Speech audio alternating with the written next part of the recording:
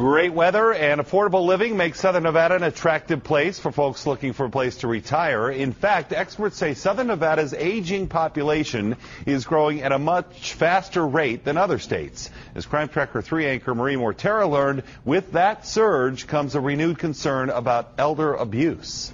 Jim, at 5, I brought you the devastating story of one woman with multiple sclerosis victimized by a caretaker who was supposed to be at her side.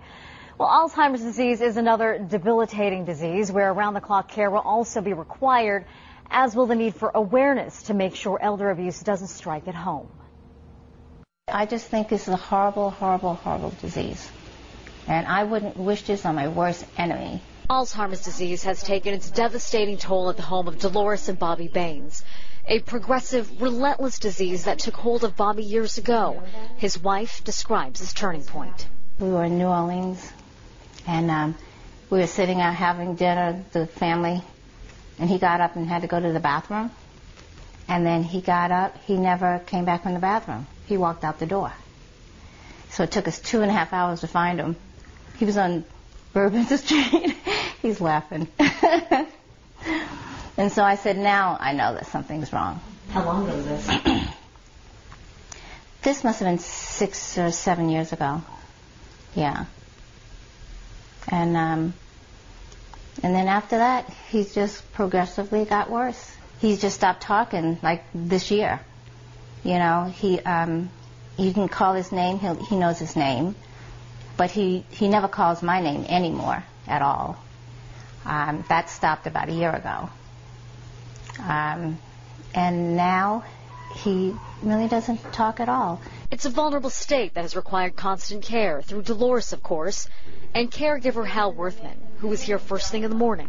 Well, help him get out of bed, go in and I'll get his toothbrush ready, and then I'll kind of clean up his bedding. It's a close relationship, and one Worthman is clearly proud of, considering the tests he had to pass with home care provider Visiting Angels, which requires licensing, experience, and background checks.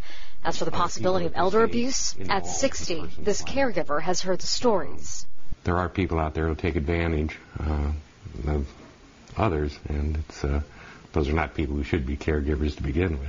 What's going on? Do you know people that have been abused or exploited? A subject attorney Lee Drizzen focuses on in frequent seminars he holds with older residents. He believes as the aging population grows, elder abuse will spike with it. There's no doubt it's going to get worse. But there is something you can do about it. Number one, know who you're dealing with. Whether you're talking about a care provider or you're talking about a facility, investigate. Find out who you're dealing with. Are they licensed? Are they bonded? Do they have criminal background checks of their employees? You have to be an advocate. You have to speak up. Speak up for those that no longer can. The state's Bureau of Health Care Quality and Compliance has made it easy to find out if a health care provider has received any sanctions. Some of these providers were even given grades. We posted a link to this inspection report database on mynews3.com.